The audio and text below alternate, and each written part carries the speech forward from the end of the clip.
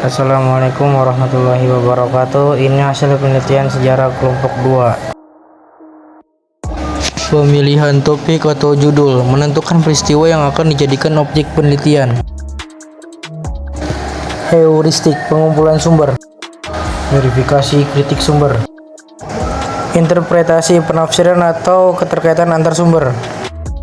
Historiografi penulisan kembali sejarah, penulisan kembali peristiwa sejarah.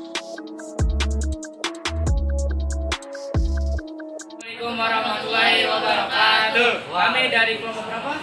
Dua ingin mempresentasikan hasil penelitian sejarah, yaitu Padang Padi. Sebelum itu kita akan perkenalkan nama kelompok kami. Yang pertama ada saya sendiri Alfiria, yang kedua Saya Nana Berani, saya Zara Ali Ramadhani, saya Soho Rehani. saya Ren Munazir.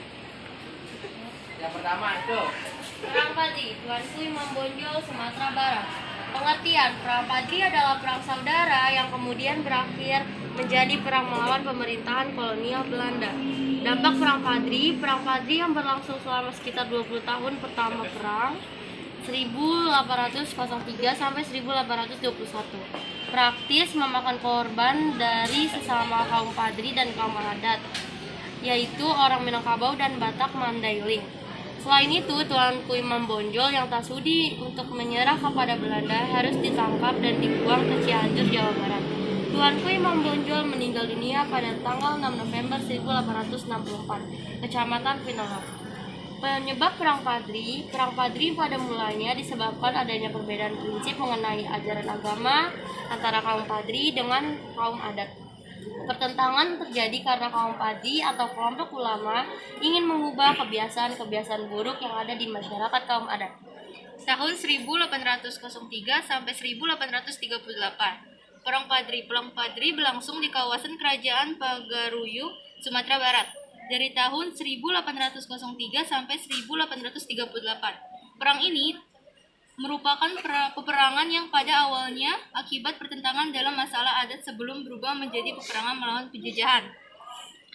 Latar belakang: adanya gerakan Wahabi di Sumatera Barat yang dilakukan kaum Padri. Tujuannya untuk mengajarkan syariah sesuai ajaran Islam. 2. Ajaran agama ini ditentang oleh kelompok penghulu yang menganggap dirinya keturunan Raja Minangkabau. Kelompok penentang ini adalah kaum adat. 3. Kebiasaan dan tradisi kaum adat bertentangan dengan hukum Islam, sehingga pada ulama ingin menerapkan cara-cara Islam di masyarakat. 4. Adanya campur tangan Belanda yang mengawali terjadinya Perang Padri kolonial Belanda ketika itu berpihak pada kaum adat. 5. Mereka mengadakan perjanjian antara Residen Depuy dan Tuanku Suruasa bersama 14 penghulu adat lainnya. Perjanjian ini ditandatangani di Padang. Perjanjian ini diadakan tanggal 10 Februari.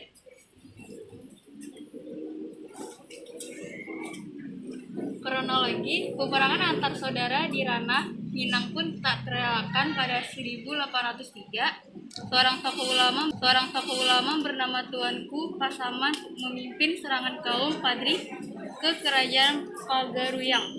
Perang ini menyebabkan Sultan Arifin Muningsyah melarikan diri dari istana lantaran semakin terdesak orang-orang dari golongan adat, kemudian meminta bantuan kepada pemerintah kolonial Hindia Belanda yang saat itu menjajah wilayah Nusantara termasuk Minangkabau. Tanggal 4 Maret 1822, pasukan dari Hindia Belanda yang dipimpin Letnan Kolonel Raff berhasil mengusir kaum Padri dari kerajaan Pagaruyung dan di Batu Sakar. Raff membangun benteng pertahanan yang bernama Fort van der Capellen. Pertempuran di daerah Baso terjadi pada 14 Agustus 1822. Kapten Govinet dari pihak Belanda mengalami luka berat dan akhirnya wafat pada 5 September 1822.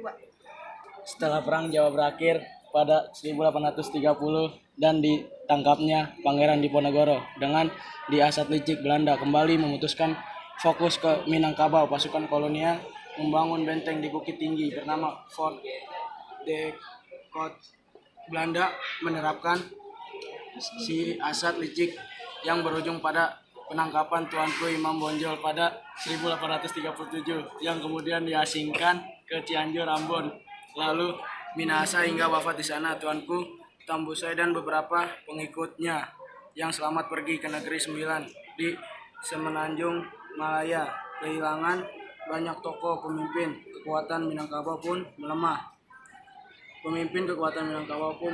Dan Belanda pun berkuasa setelah memenangkan perang. Ya, yang terakhir ada langkah-langkah penelitian sejarah. Yang pertama itu pemilihan topik atau judul, yang ini dan ini. Yang kedua, ada heuristik. Yang ketiga, verifikasi. Yang keempat, interpretasi keterkaitan makna dari berbagai sumber. Yang terakhir, ada historiografi, penulisan kembali sejarah. Terima kasih. Sekian dari kelompok kami. Wassalamualaikum warahmatullahi wabarakatuh.